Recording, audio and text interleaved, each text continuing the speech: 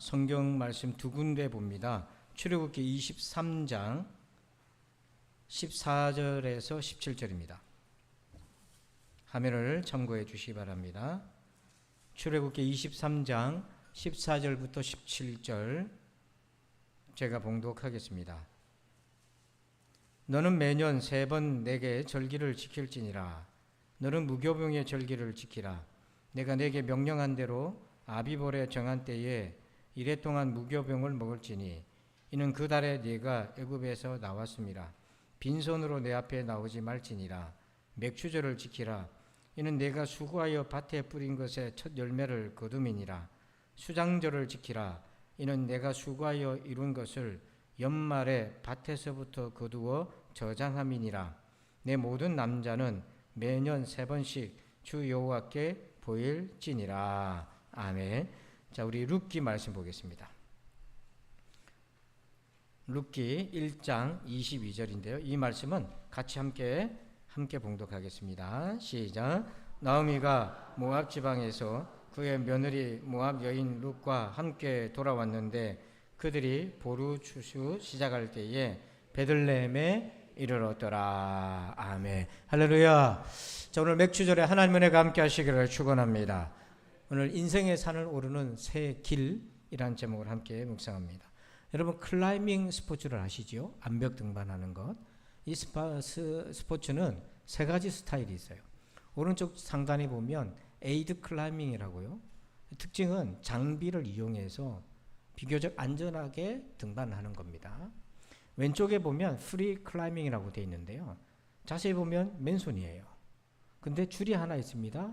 이건 뭐냐면 만일의 사태에 대비해서 구명줄이에요. 생명줄이에요. 이것은 달고 올라가요. 오른쪽 하단에 보면 한 손으로 절벽에 매달려 있습니다. 아무것도 없어요.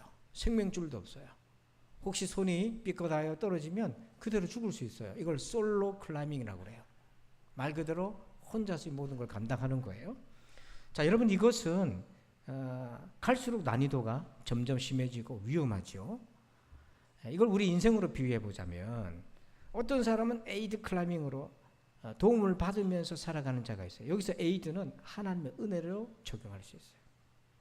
어떤 사람은 프리 클라이밍으로 자기 의지를 가지고 더 나아가서 솔로 단독적으로 자기 인생을 살아가려고 하는 사람도 있습니다.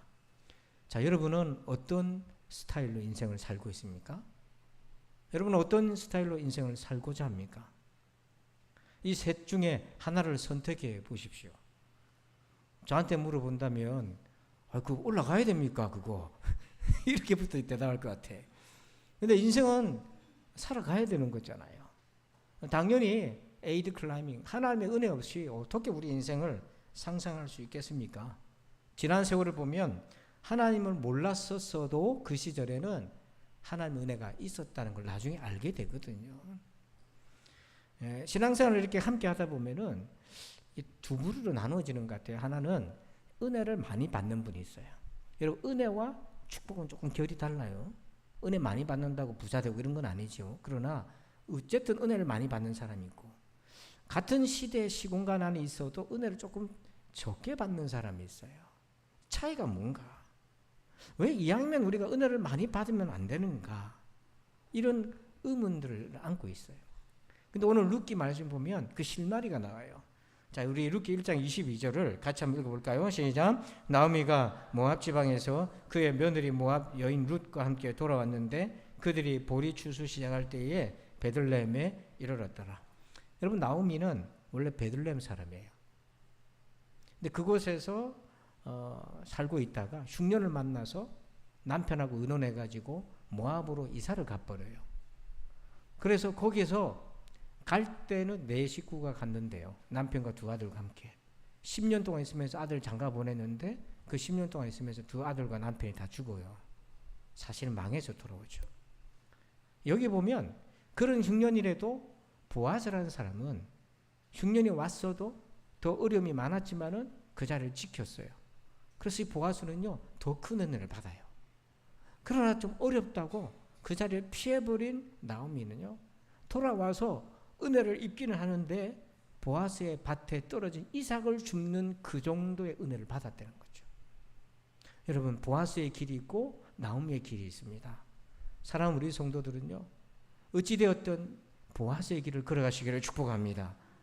물론 어려운 지경에서 나오미 같은 처지였었다 할지라도 그 또한 하나님께로 나오면 다행이지만 이왕이면 보아스의 길을 걸었으면 참 좋겠어요. 어떻게 이 맥추절에 그 길을 걷겠는가? 세 가지 메시지를 한번 꼭 들어보시면 좋겠고요. 첫 번째, 1번 제목을 봅시다. 시작. 구원의 은혜를 기억하라.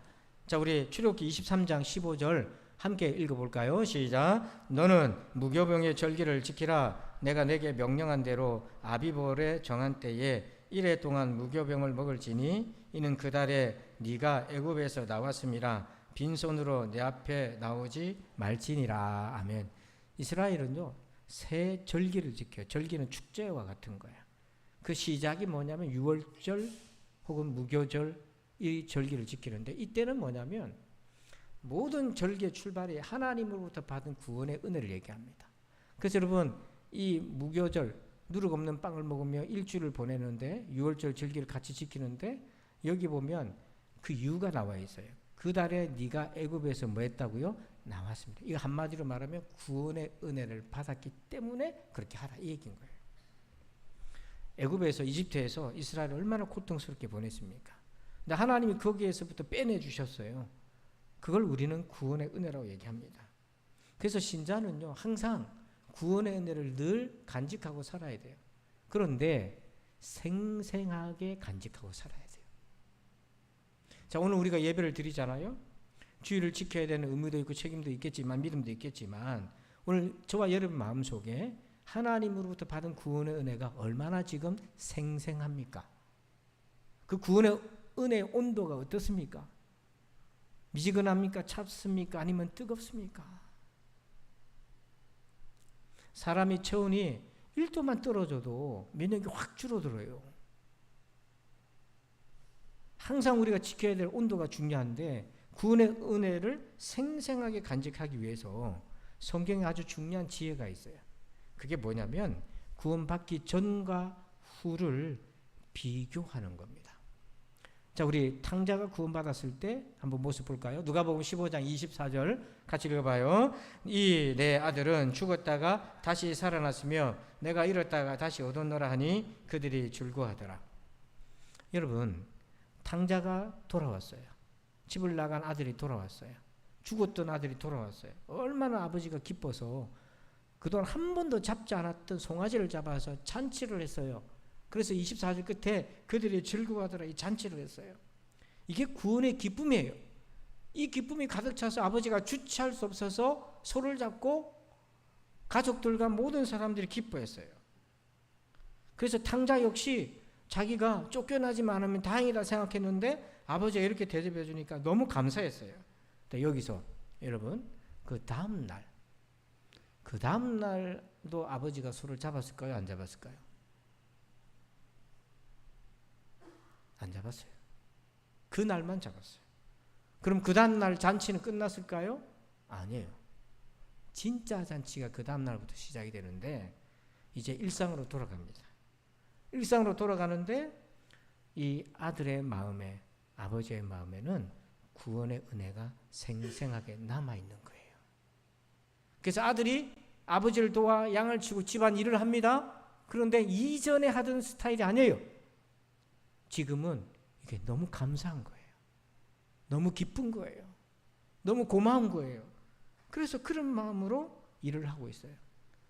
그래서 탕자는 이렇게 구원받기 전에 자기 모습을 늘 반추해 봤습니다. 자, 누가복음 15장 17절에 보니까 이에 스스로 돌이켜 이르되 내 아버지에게는 양식이 풍족한 품꾼이 얼마나 많은가. 나는 여기서 줄여 죽는구나. 아버지를 멀리 떠나 모든 걸 다 잃어버렸을 때 여기서 줄여 굶어서 끼니를 못 때워서 내가 죽는구나. 이 비참한 현실을 기억한 거예요. 여러분, 우리가 하나님을 믿기 전에 우리의 비참했던 순간을 반드시 기억하고 살아야 됩니다. 지금 잠깐 한번 돌이켜 보세요.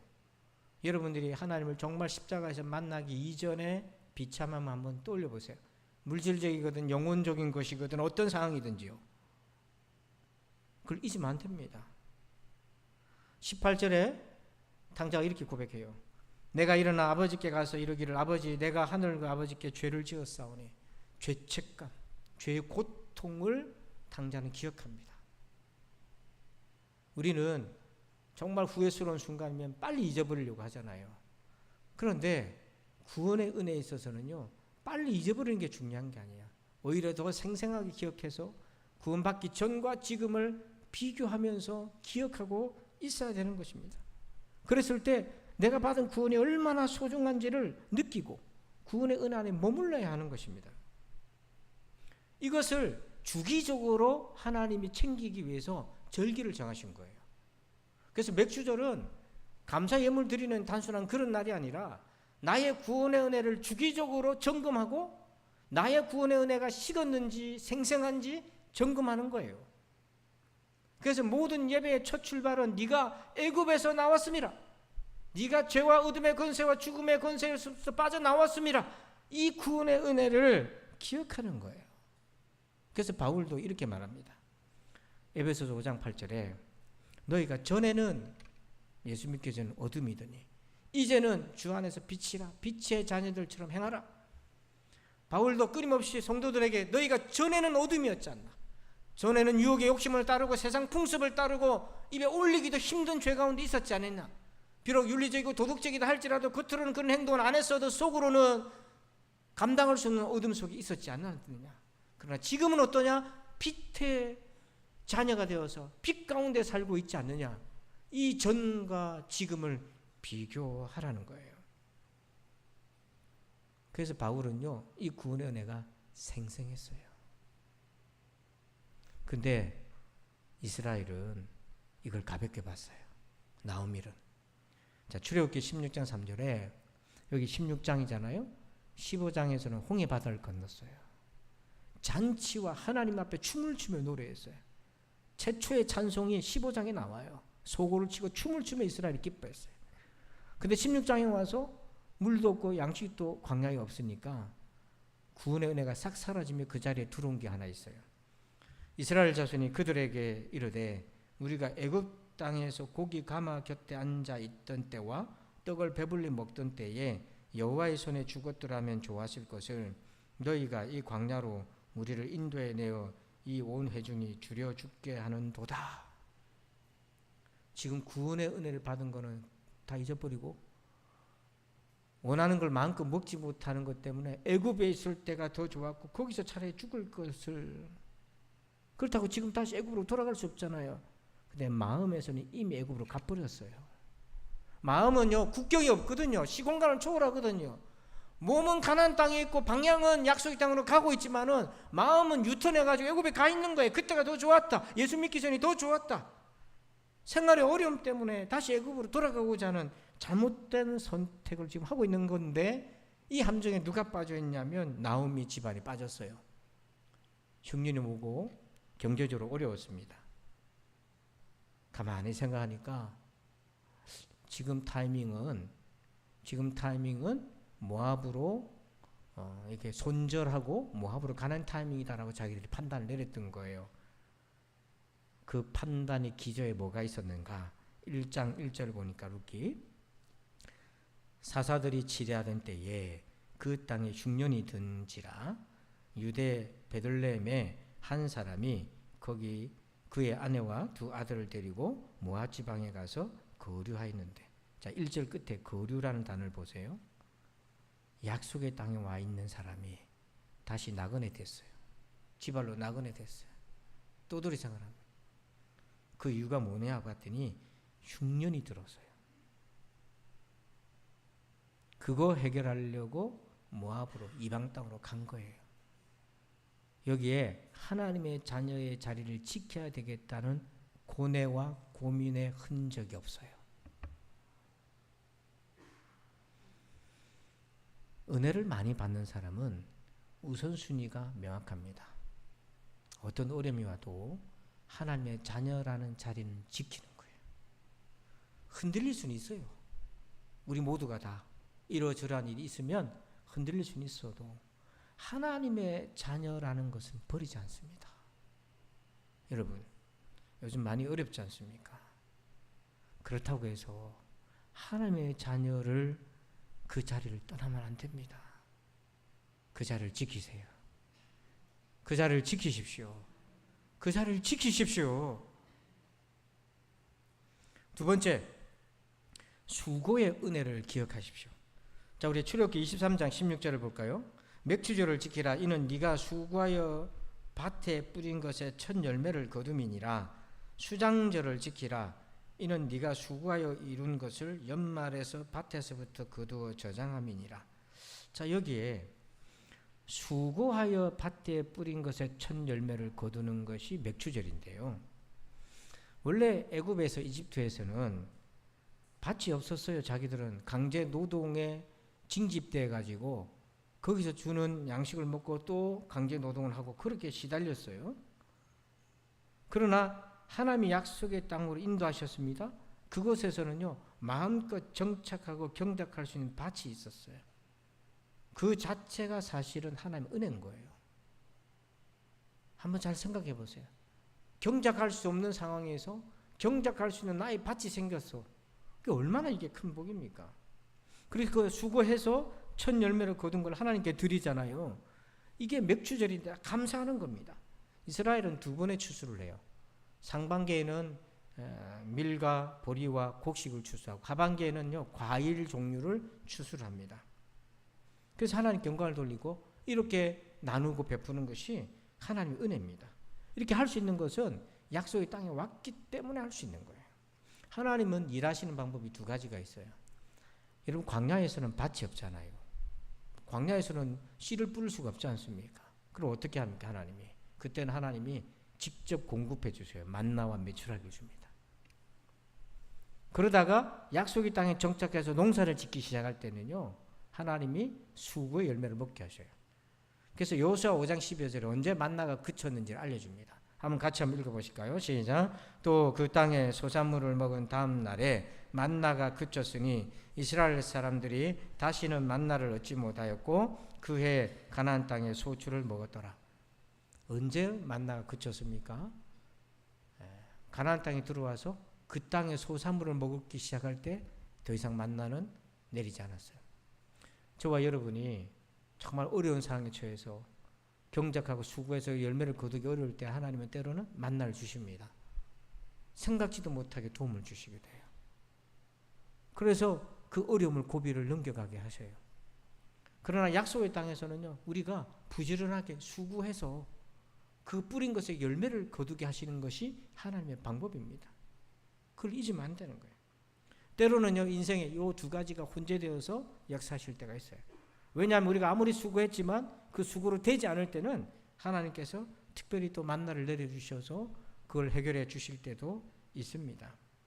자, 그런데 우리가 말씀을 다시 보면 주목할 부분이 있어요. 출애굽기 23장 16절에 보면 뭘 거둔다고 되어 있습니까? 수고하여 밭에 뭐한 거? 뿌린 걸 거두자. 그러니까 뿌리지도 않은 채 거두려고 하면 안 된다는 거예요. 첫 열매 맥추절은 뭐냐면 하나님의 법칙인 거예요. 뿌려서 가꾼 것을 거두는 거예요. 근데 우리는 너무나도 자주 요행을 바랍니다. 뿌리지도 않고 가꾸지도 않은 상태에서 열매만 거두려고 하는 거예요. 이거는 스스로를 속이는 거예요. 그래서 갈라디아서 6장 7절에 이렇게 얘기합니다. 스스로 속이지 말라. 하나님은 업신여김을 받지 아니하시나니 사람이 무엇으로 심든지 그대로 거두리라. 여러분 주변에 이렇게 보면 조금 부러워하는 분들이 있을 수 있어요. 아, 참 저 부럽네. 그 자세히 보면 우리는 현상만 본 거지만 그분이 거기까지 이르기까지 얼마나 수고했는지 우리가 못 보고 놓치는 경우가 많아요. 하나님의 법칙은 수고하여 돌보고 애쓴 것을 거두는 것입니다. 그러니까 여러분 거두려면 뿌리고 노력해야죠. 근데 내가 거두고 싶은 것이 있어요. 그것이 있다면 그것을 심어야 됩니다. 근데 사람에게는 쌀만 필요한 게 아니잖아요. 존중을 원한다. 내가 존중받기를 원한다. 그러면 존중이라는 씨를 뿌려야 됩니다. 제가 실험을 했습니다. 가끔씩 가는 그 커피숍 카페가 있는데요. 그 알바하는 대학생들이 꼭 우리 이제 딸들 나이고 그렇잖아요. 자녀들 나이, 청년들이. 그 제가 친절은 직원들이 하는 거지 손님이 친절하게 하는 건 아니잖아요. 보통 상식적으로. 제가 막 친근하게 고맙습니다. 나이도 어리지만 깍듯하게 인사도 해주고 사탕도 한 개씩 주고 이럽니다. 그럼 처음에 이 사람들이 어색해요. 손님들이 이렇게 한 적이 없는데. 그 다음 제가 가면요 환하게 웃어요. 그래가지고요 때로는요 밤에 커피집에 가서 커피를 시켜야 되는데 밤에 커피 먹을 수 없잖아요. 먹을 게 없는 거 보면 생수 1,500원짜리가 있어요. 여러분 그 카페 가가지고 생수 한 병 시키면은 그 진상 손님으로 오해받잖아요. 근데도 제가 물 한 잔 시키면 예 감사합니다 하고 친절하게 눈치 안 줘요.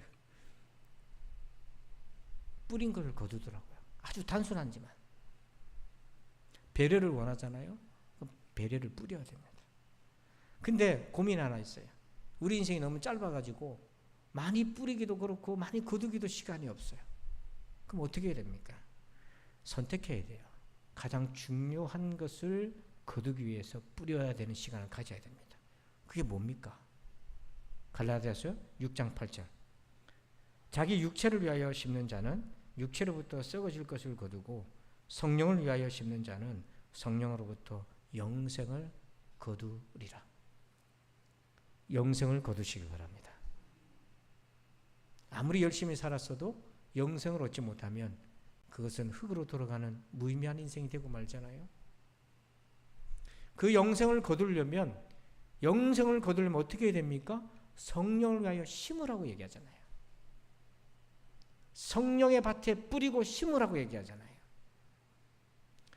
여러분 제가 목사의 직분은 여러분들이 구원 얻고 그 구원의 은혜를 끝까지 지켜서 천국 가게 하는 것이 제 사명이지 않습니까? 물론 격가지로 다양한 설교를 할 수가 있겠죠. 다양한 설교를 할 수가 있겠지만 본질은 그거잖아요. 그래서 가끔씩 반복적으로 강조하는 부분이 있습니다. 어떨 때는 여러분들이 좀 지겨울 수도 있어요. 아이고 목사님 입만 열면 천국 얘기고 구원 얘기고 내가 지금 밥 벌어먹기도 힘들어 죽겠는데 구원이 무슨 소용이냐 이렇게 여러분들이 한탄하고 냉소적일 수 있어요. 그런데 지난날 이렇게 돌아보면 하나님이 내게 주신 위로와 힘이 있었기 때문에 어려운 고비들을 이겨나갈 수 있었지 않습니까?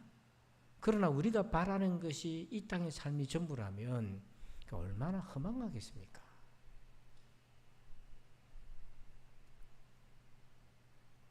영생을 위하여 심으시길 바랍니다. 심지도 않는데 어떻게 영생을 거두시겠어요? 스스로 속이지 마세요. 심어야 됩니다. 그러면 성령을 위해서 심는다는 게 뭡니까? 성경은 대표적으로 몇 가지 이렇게 얘기해요. 간단히 보면 첫째는 그렇게 해요. 회개하라는 거예요. 베드로가 이르되 너희가 회개하여 죄사함을 받으라. 그리하면 성령을 선물로 받으리니. 우리 안에 죄가 있으면 성령의 충만함을 할 수가 없어요. 그래서 저도 죄를 짓습니다. 여러분도 죄를 짓습니다. 보아스도 죄를 짓고 나오미도 죄를 짓습니다. 근데 어떤 차이가 있습니까? 깨달을 때 즉시 회개하여 하나님의 영으로 충만한 것을 갈망하고 소망하는 거죠. 또 성경은 이렇게 얘기합니다. 기도하라고 합니다. 너희 하늘 아버지께서 구하는 자에게 성령을 주시지 않겠느냐. 너희가 얻지 못하면 구하지 아니하기 때문이다. 성령을 위해서 기도로 심으셔야 돼요. 또 갈라디아서 3장 2절에는 이렇게 얘기해요. 너희가 성령 받은 것이 율법의 행위로냐 혹은 듣고 믿음으로냐. 천국은 선한 행위 많이 심는다고 가는 게 아닙니다. 그런다고 성령 충만한 게 아니에요. 성령은 복음이신 예수님이신 말씀을 듣고 거기에 아멘으로 믿음으로 화답할 때에 성령이 충만해진다고 해요. 일주일 내내 성경 한번 펼쳐볼 시간이 없는데 어떻게 무엇으로 성령을 위해서 심는다 말할 수 있겠습니까? 여러분 보아스도 심었어요. 룻기 2장 8절에 보니까 보아스가 룻에게 이르되 내 딸아 들으라. 이삭을 주우러 다른 밭으로 가지 말며 여기서 떠나지 말고 나의 소녀들과 함께 있으라. 망에서 돌아온 나오미 일가를 알아봤어요. 보아스가 추수 때에 추수를 하는데 그 단 사이에 떨어져 있는 이삭이 있어요. 그거는 거두지 않습니다. 나그네와 가난한 자를 위해 남겨두는데 어쩌다 와서 한 번은 가져갈 수 있는데 계속 그 자리에 있을 수는 없어요. 왜냐하면 소녀들이 뒤따르면서 흘린 이삭을 다 주워가거든요. 그것도 이제 추수를 다 정리를 하는데 보아스가 룻에게 근데 여기서 나의 소녀들 함께 계속 거둬가라 하면서 룻에게 심었어요. 그랬더니요 보아스가 거뒀어요. 생각지도 않은 것을 거뒀어요. 자, 룻기 4장 13절 같이 한번 읽어봅시다. 시작. 이에 보아스가 룻을 맞이하여 아내로 삼고 그에게 들어갔더니 여호와께서 그에게 임신하게 하심으로 그가 아들을 낳은지라. 보아스가 장가를 갔어요. 그리고 자식을 놓았습니다. 그러는데 아들을 낳았는데 아들의 이름이 오벳인데 그가 누구냐면 다윗의 할아버지예요. 이 아들을 통해 다윗이 출생하고 이 다윗을 통하여서 훗날에 예수님께서 다윗의 가문으로 오시게 되었어요. 그저 아들이 아니라 예수님의 족보에 바로 이 보아스가 낳은 아들의 이름이 들어가게 돼요. 이렇게 심으니까 하나님이 우리에게 주신 은혜는 우리가 가늠할 수 없는 크신 은혜를 주시는 거예요. 사랑하는 성도 여러분, 우리 부산진 성도 여러분들은 영생의 열매를 거두시길 바랍니다. 영생의 열매를 거두시길 바랍니다. 그러려면 하나님을 위해서, 성령을 위해서 심으셔야 됩니다. 마지막 세 번째 제목 읽어볼까요? 시작. 흉년에도 은혜는 있다. 자, 우리 룻기 1장 1절에 보니까요, 배경이 나옵니다. 사사들이 치리하던 때에 그 땅에 흉년이 들었다 이렇게 되어 있는데요. 그 땅은 베들레헴인데요. 베들레헴이라는 지명이 떡집이라는 빵집이라는 뜻이 있거든요. 그만큼 곡창지대예요. 양식이 많이 나는 곳이에요. 그런데도 흉년은 존재합니다.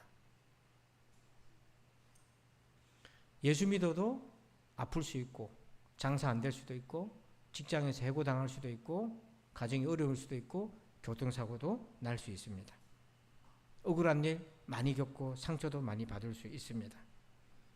그런데 우리는 이렇게 질문하죠. 하나님 왜 내게 흉년을 주십니까?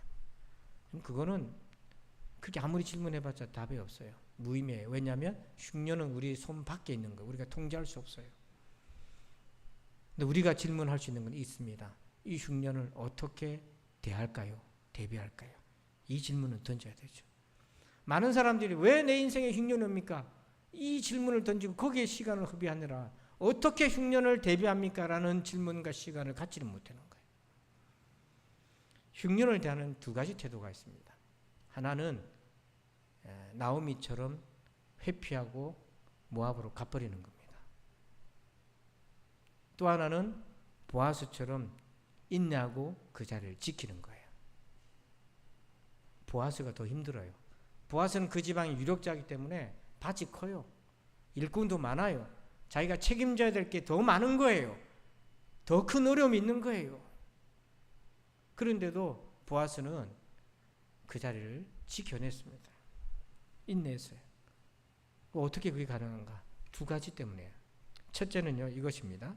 16절 보면, 출애굽기 23장 16절 보시면 맥주절 다음 절기가 나와요. 맥주절을 지키라. 이는 네가 수고하여 밭에 뿌린 것에 절 열매를 거둠이라. 그 다음 뭐라고 나옵니까? 수장절을 지키라. 이는 네가 수고하여 이룬 것을 연말에 밭에서부터 거두어 저장함이니라.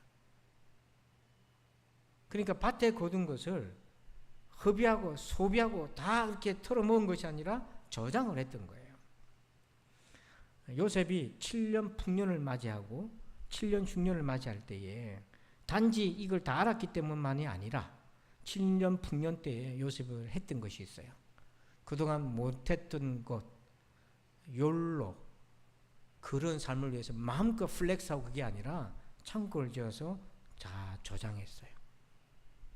다가올 7년의 흉년을 대비하기 위해서 준비한 거, 이것을 가리켜서 지혜라고 합니다. 여러분, 이거 하나님 주신 지혜예요. 조금 여유로울 때, 조금 숨을 돌릴 수 있을 때 우리가 저장하고, 위기의 때는 언제든지 올 수 있으니까, 예측 불가능하니까 준비해서 그때를 이겨나갈 수 있는 대비하는 거 지혜입니다. 또 하나가 있습니다. 이 지혜로 되지 않을 때가 있어요. 믿음인데요. 잘 들으세요. 또 목사님 기승전 믿음 얘기하시는데, 여러분 믿음이 있다고 해서 흉년이 갑자기 없어지거나 그렇지 않습니다. 믿음이 있다고 해서 흉년이 갑자기 풍년으로 확 바뀌어가지고 갑자기 내일부터 살날이 이루어지고 뭐 그런 거는 그런 기적은 자주 일어나지 않습니다. 근데 중요한 거는 흉년이 지속된다 할지라도 믿음을 지키고 그 자리를 지키는 게 중요해요. 보아스가 그 자리를 지킬 수 있었던 건 믿음 때문이었어요. 흉년이 풍년으로 바뀔 조짐이 있어서가 아니에요. 자, 그렇게 지켰더니 어떤 날이 왔나? 루키 1장 6절. 여러분들만 한번 읽어주세요. 시작.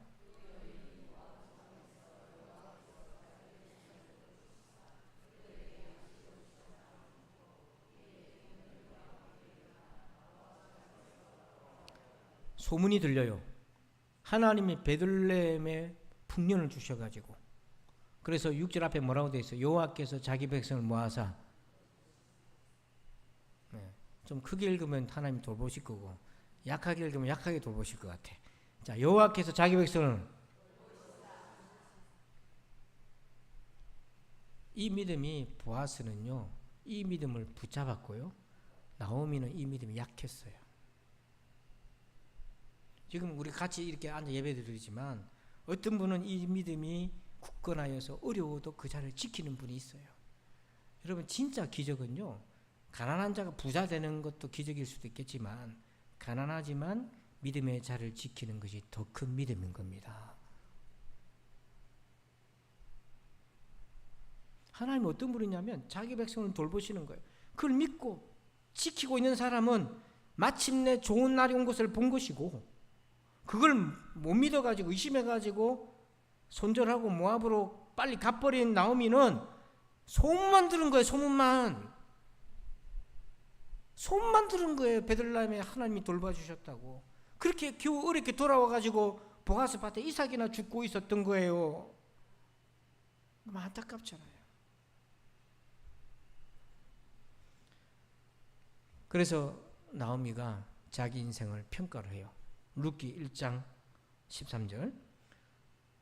남편 죽고 두 아들 죽고 가부만 3명이 남았는데 이렇게 얘기합니다. 너희가 어찌 그들이 자라기를 기다리겠으며 어찌 남편이 없이 지내겠다고 결심하겠느냐. 내 딸들아, 그렇지 아니하니라. 여호와의 손이 나를 치셨으므로 나는 너희로 말미암아 더욱 마음이 아프도다 하며. 여기에 오해하면 안 되는 구절이 하나 있는데요, 나오미가 하나님의 손이 나를 치셨다 이렇게 되어 있잖아요. 하나님이 나오미를 쫄딱 망하겠다 이런 뜻이 아니라 지금 상황을 이제 믿음의 눈으로 다시 보니까 자기가 잘못된 선택을 했다는 것이 깨달아진 거예요. 믿음으로 이 흉년과 10년 동안에 남편이 죽고 아들도 죽고 이 과정을 통해서 나오미 안에 묻어두었던 믿음이 깨어난 거예요. 그러면서 지금 자기를 딱 삶을 돌아보니까 후회가 막 밀려오기 시작하는 거야. 내가 무슨 짓을 한 건가 도대체. 하나님을 떠나 양식을 쫓았더니 결과적으로 더 큰 어려움을 만나게 돼버린 거야. 믿음도 잃고 재산도 잃고 후회와 죄책감이 몰려와요. 여러분 하나님을 떠나면 일시적으로는 좋을 수 있어요. 편할 수 있어요. 근데요 시간이 지나잖아요. 어느 순간인가 나오미처럼 견딜 수 없는 후회가 밀려오기 시작하는 거예요. 그거를 미리 보여주시는 게 하나님의 말씀이에요. 그러니까 이걸 보고 그걸 삼아서 도무지 나오미 길로 가지 말라고 하신 거예요. 그러나 비록 나오미라 할지라도 하나님이 돌아오면 은혜를 주신다는 거, 돌아오는 자에게 그렇게 은혜를 주신 하나님이 보아스처럼 안 떠나고 자기를 지키는 자에게는 어떤 더 큰 은혜를 주시겠습니까, 여러분? 그걸 주목하라는 거예요. 클라이밍 스타일이 세 종류라고 했잖아요. 인생을 살아가는 게.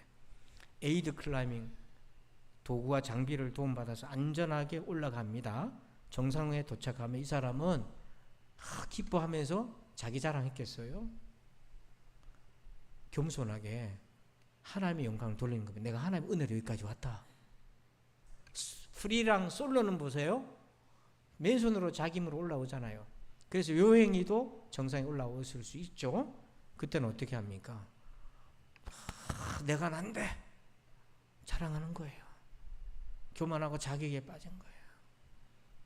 감사와 영광을 불리는 것이 아니라 이 자기 영광을 유지해야 되니까 또 다른 높은 산으로 올라가서 또 다른 기록을 세워야 되는데 그 긴장감과 허탈감과 두려움이 올라갈 때마다 얼마나 두렵겠어요. 그게 스타들이 겪는 고충이잖아요. 맥주절의 은혜는요, 하나님의 도움을 받고 살아가는 은혜를 얘기합니다. 세 가지를 기억하십시오. 구원의 은혜를 꼭 기억하세요. 두 번째, 수고의 은혜를 기억하십시오. 열심히 일할 수 있는 게 하나님의 은혜예요. 영생을 위하여서 꼭 심어야 되고요. 그리고 세 번째, 재물같이 한번 읽어봅시다. 세 번째, 시작. 믿으시기 바랍니다. 하나님이 돌보십니다. 기도하겠습니다. 아버지 하나님 감사합니다. 이 흉년에도 은혜가 있음을 기억하고 보아스처럼 믿음으로 그 자리를 지키며 마침내 맥추절에 영광을 돌리고 자비를 베푸는 보아스의 삶을 따라가게 하여 주시옵소서. 그래서 우리 부산진 성도들이 이왕지사 은혜생활 할 때에 은혜 많이 받게 하여 주시옵소서. 감사하며 예수님의 이름으로 기도합니다. 아멘. 우리 찬양을 드릴 텐데 좋은 일이 있으리라. 그래서 오늘 이 찬양을 선정을 했거든요. 힘들어도 믿음의 자를 지키면 여호와께서 돌보셔서 베들레헴에 풍년이 올 줄로 믿습니다. 소문으로 듣지 말고 풍년의 주인공 되시길 바랍니다. 그런 마음으로 우리 같이 찬양하고 짧게 기도하는 시간 갖겠습니다. 크게 부릅시다. 하나님을 아버지라 부르는 자는 좋은 일이 있으리라. 많이 있으리라.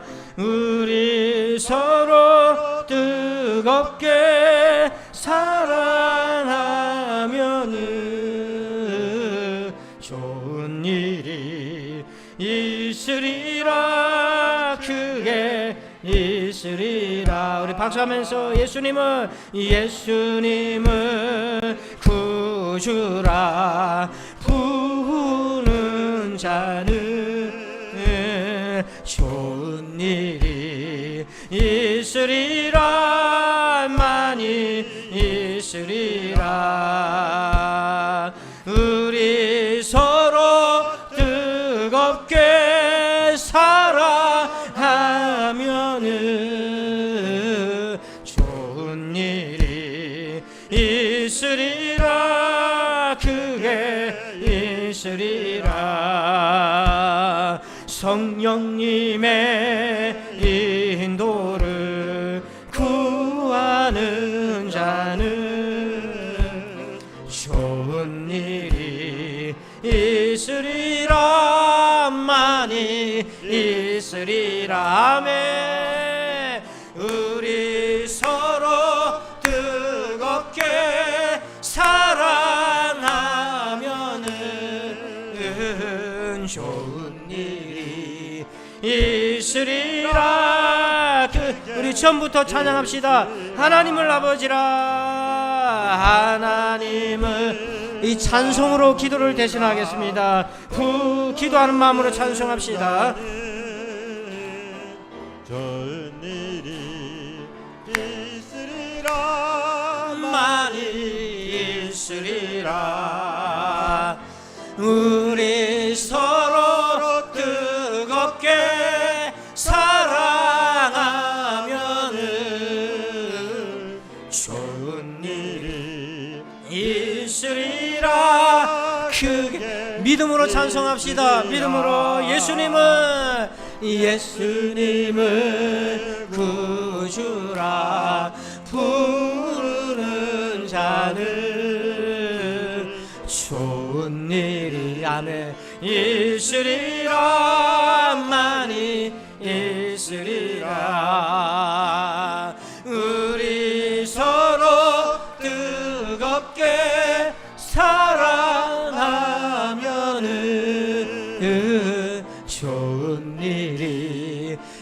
있으리라. 그게 있으리. 성령님의